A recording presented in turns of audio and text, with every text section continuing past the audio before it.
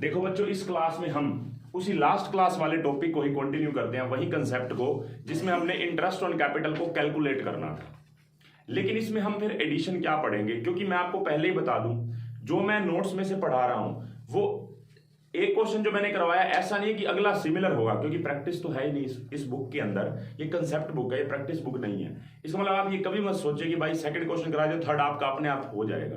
कोई भी क्वेश्चन ऐसा नहीं है जो अपने आप हो जाएगा, मुझे एक बार तो वो करवाना ही पड़ेगा। तो हर एक क्वेश्चन आपके लिए इंपॉर्टेंट है। आपने सेकंड कंसेप्ट मेरे से स्टार्ट किया, आपको पता है कि calculation of interest on capital आप टॉपिक कर रहे थे। अब इसमें एक बात एडिशन हो गई, जो आपका थर्ड क्वेश्चन है उसमें क्या, इसी बात को आपने समझना है। बाकी क्वेश्चन आपका पूरा सेम है, मतलब वैसा ही ट्रीटमेंट है जो आपने सेकंड क्वेश्चन में इंटरेस्ट ऑन कैपिटल निकालनी सीखी। देखो, आपने दो तरीके से इंटरेस्ट ऑन कैपिटल निकालनी सीखी है। या तो आप क्या करते जाए, जो भी आपका जितना भी कैपिटल में एडिशन होता जा रहा है या विड्रॉ होता जा रहा है उसको साथ में कंसीडर करें ओपनिंग कैपिटल के साथ, और आप जितने महीने जितनी कैपिटल रही है उसका इंटरेस्ट निकालें। या फिर दूसरा मेथड क्या है, आपकी जो ओपनिंग कैपिटल है वो ओपनिंग उसके ऊपर पूरे साल का इंटरेस्ट लगाएं, जितनी एडिशन हुई है वो जिस दिन भी करी है उससे लेके 31 मार्च तक का इंटरेस्ट अलग से लगा दे। मतलब एक कैपिटल को दूसरी जो एडिशनल कैपिटल है उससे रिलेट मत करें। और अगर किसी ने पैसे कैपिटल विड्रॉ किया है तो उसका माइनस कर दे। मान लो किसी ने 1 सितंबर को पैसे विड्रॉ किए हैं तो उसके 7 महीने का इंटरेस्ट कैंसिल कर दो ब्रैकेट लगा के। तो कहने का मतलब ये है कि जो इंडिविजुअल कैलकुलेशन मेथड है ना, जो सेकंड वाला, वो इजी पड़ता है कैलकुलेशन में, फर्स्ट वाले में थोड़ी मेहनत ज्यादा है। लेकिन अब बात यह है कि वो किस में कैलकुलेशन ज्यादा है, किस में मेहनत ज्यादा है, वो मैं आपको समझा चुका हूं। आपकी समझ है आप किससे करना चाहते हैं। दोनों मेथड से आंसर फाइनल सेम आना है। अब मैं आपको क्वेश्चन करवा रहा हूं थर्ड, जिसमें एक बात एक्स्ट्रा क्या है, कह रहा है कि ना आपको क्वेश्चन में इंटरेस्ट ऑन कैपिटल निकालना है और ए और बी की कैपिटल आपको 31 मार्च 2014 की दे रखी है, 3 लाख और 2 लाख रुपए रिस्पेक्टिवली। बात यह है प्रॉफिट शेयरिंग रेशियो है इक्वली, और profit for the year ended 31 March 2014 before charging interest on capital था 80,000 रुपीज। जो आपके क्वेश्चन में प्रॉफिट दे रखा है वो किसका, इंटरेस्ट ऑन कैपिटल चार्ज करने से पहले 80,000 रुपीज था, और कौन से साल का प्रॉफिट है, 31 मार्च 2014 का। और द सेम, और इसी अमाउंट को हमने कैपिटल अकाउंट में उनकी प्रॉफिट शेयरिंग रेशियो में बांट दिया। मतलब अभी इंटरेस्ट ऑन कैपिटल नहीं दी, इंटरेस्ट ऑन कैपिटल दिए बिना हमने उनकी इक्वली रेशियो, जो ऊपर लिखा हुआ है प्रॉफिट शेयरिंग रेशियो इक्वली, उस रेशियो में हमने प्रॉफिट को बांट दिया। एक बात आप ध्यान से समझें, यहां पे आपको प्रॉफिट दे रखा है 31 मार्च 2014 का, और कैपिटल भी, जो इंपॉर्टेंट बात है ध्यान से सुनना, कैपिटल भी आपको 31 मार्च 14 की ही दे रखी है। इसका मतलब ये कैपिटल आपकी ओपनिंग कैपिटल नहीं है, ये कैपिटल आपकी क्लोजिंग कैपिटल है। यही आपका इस क्लास का चर्चा का विषय है। मतलब आपको पहले ओपनिंग कैपिटल निकालनी है, उसके बाद आप इंटरेस्ट ऑन कैपिटल कैलकुलेट करेंगे। तो इसके लिए मैं आपको क्या बताऊं कि आप ओपनिंग कैपिटल कैसे निकालते हैं। अगर आप क्लोजिंग कैपिटल पे हैं तो उससे आप ओपनिंग कैपिटल कैसे निकालेंगे, ये मेरे डिस्कशन का पॉइंट है। तो कैलकुलेशन ऑफ ओपनिंग कैपिटल, दो पार्टनर्स हैं ए और बी, ठीक है, इनकी अब हम कैपिटल निकालेंगे। तो सबसे पहले मुझे एक बात बताएं, आपको पता है आपने accounting for incomplete record chapter 11th class में पढ़ा भी था। आपको पता है कि opening capital addition plus drawing minus drawing plus profit is equal to आपकी क्लोजिंग कैपिटल आ जाती है। आप प्रॉफिट भी निकालते थे, वहां पे आपने इक्वेशंस अच्छे से बनानी सीखी हैं, तो मैं उसके ऊपर एक बार डिस्कशन कर देता हूं। देखो, मान लो आपकी ओपनिंग कैपिटल है, इसमें आप एडिशन ऐड करेंगे, नेट प्रॉफिट ऐड करेंगे और ड्रॉइंग को लेस करेंगे, तो आपकी क्या निकल के आ जाएगी, क्लोजिंग कैपिटल। अगर मैं आपसे पूछूं इस क्वेश्चन में प्रॉफिट निकालना है ये, तो आप कैसे निकालेंगे, क्लोजिंग कैपिटल में आप क्या कर देंगे, आप इस ड्रॉइंग को ऐड कर देंगे, ओपनिंग कैपिटल को लेस कर देंगे और एडिशनल को भी हम लेस कर देंगे, तो हमारा नेट प्रॉफिट आ जाएगा। अब मैं आपसे पूछूं, बताओ इस क्वेश्चन में ओपनिंग कैपिटल निकालनी है तो आप कैसे निकालेंगे। ओपनिंग कैपिटल इधर ही रहने दो, बाकी सबको उधर ले जाओ। क्लोजिंग कैपिटल में आप ऐड कर दो ड्रॉइंग्स और माइनस कर दो एडिशन और माइनस कर दो नेट प्रॉफिट। तो आपकी ओपनिंग कैपिटल आ जाएगी। मतलब हमें क्वेश्चन में ओपनिंग कैपिटल निकालनी है ताकि उसके बाद हम इंटरेस्ट ऑन कैपिटल कैलकुलेट कर पाए। तो हमें ओपनिंग कैपिटल निकालने के लिए क्लोजिंग में ड्रॉइंग ऐड करनी पड़ेगी, एडिशन लेस करना पड़ेगा और नेट प्रॉफिट लेस करना पड़ेगा। यही आपका इस क्वेश्चन में चर्चा का विषय है।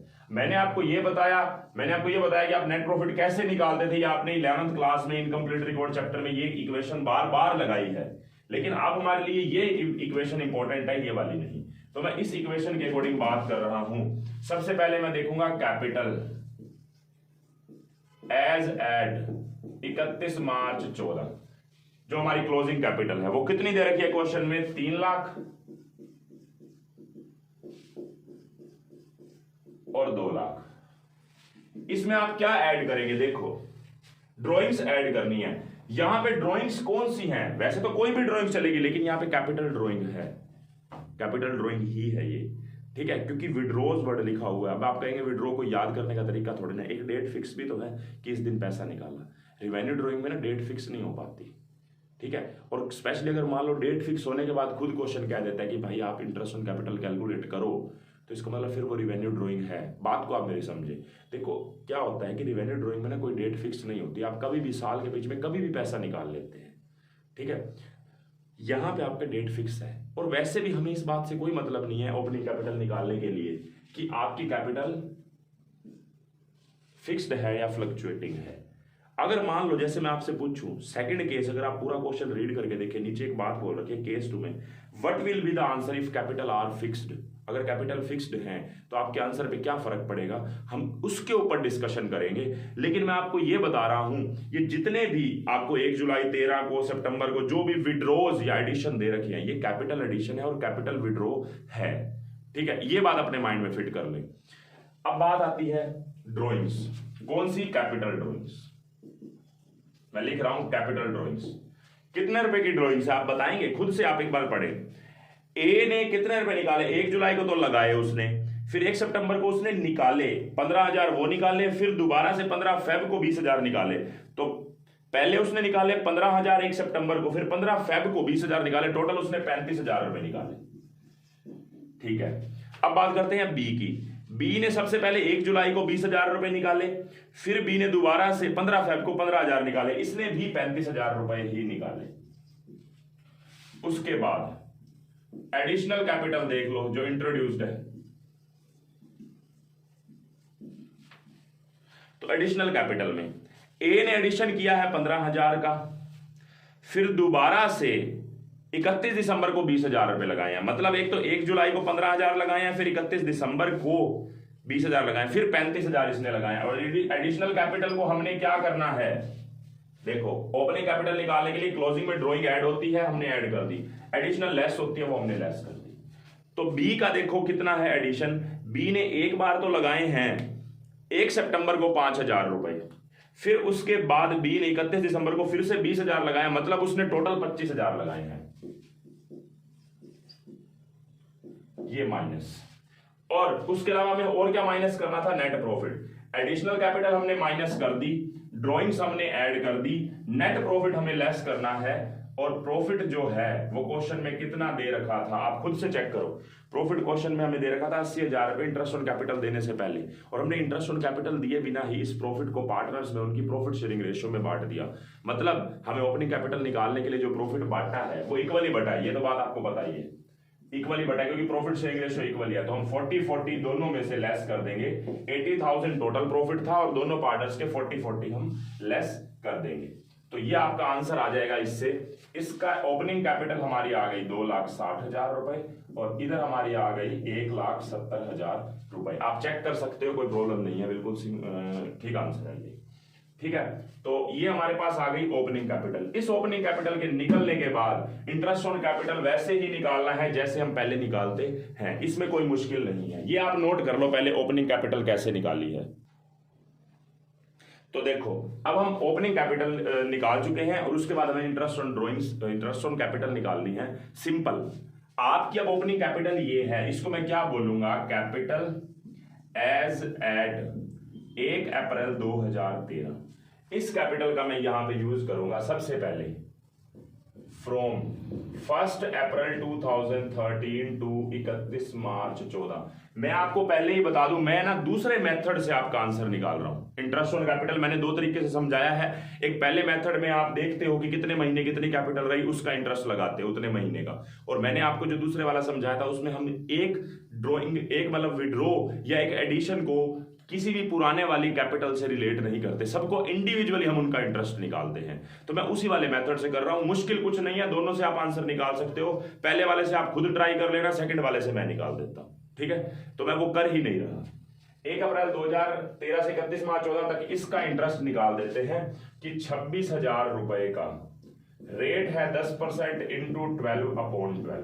तो ये आ गया हमारे पास 26,000 रुपए, क्योंकि ये कैपिटल पूरी साल रही। और इसका 1,70,000 का 10% इंटू 12/12, तो ये आपके पास आ जाएगा 17,000। उसके बाद फ्रॉम, अगला पैसा कब लगाया है? ए ने लगाया है, बी ने विड्रॉ किया। फ्रॉम 1 जुलाई 2013 टू 31 मार्च 14। ए ने लगाए हैं 15,000, बी ने निकाले हैं। तो इसने 15,000 लगाए हैं, तो 15,000 का 10% इंटू 1 जुलाई के बाद 31 मार्च तक 9 मंथ्स हैं, तो 9/12 भी होगा। तो 15,000 का 10% 1500, 1500 का 9/12, ये आई थिंक बनेगा 1,125 रुपए। और दूसरे ने क्या किया है, विड्रॉ किए हैं 20,000 रुपए। तो हम उसका क्या करेंगे, देखो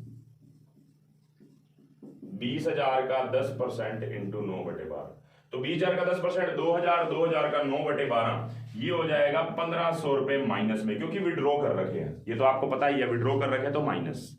ये सेकंड मेथड में होता है, फर्स्ट में तो माइनस का कोई रोल ही नहीं होता। थर्ड, उसके बाद अगली बात, 1 सितंबर को बी ने लगाए हैं 5,000 रुपए। फ्रॉम 1 सितंबर 2013 टू 31 मार्च 14, कितने रुपए लगाए हैं ए ने, बी ने लगाए हैं 5,000 रुपए। पहले ए का देख लेते हैं। ए ने 15,000 रुपए क्या किए हैं, विड्रॉ किए हैं। 15,000 का 10% और 1 सितंबर के बाद 7 महीने, 7/12, तो ये विड्रॉ कर रखे हैं। तो ये बनेगा 15,000 का 10% 1,500 और 7/12 है ना, तो ये 875 रुपए आई थिंक बन जाएगा, यही होगा। और बी ने इंट्रोड्यूस किए हैं 5,000 रुपए, तो 5,000 का 10% इंटू 7/12, तो 5,000 का 10% इंटू 7/12, ये कैलकुलेट करना पड़ेगा। तो ये निकल के आ रहा है हमारा 292 रुपए, ठीक है, जो इसने बी ने इंट्रोड्यूस किया है। उसके बाद फिर 31 दिसंबर को, फ्रॉम 31 दिसंबर 13 टू 31 मार्च 14, कितना, ए ने लगाए हैं 20,000 रुपए। 20,000 का 10% इंटू 3/12, और दूसरे ने भी 20,000 रुपए का 10% इंटू 3/12। 20,000 का 10% 2,000, 2,000 का चौथा हिस्सा 500 रुपए दोनों में ऐड कर देंगे।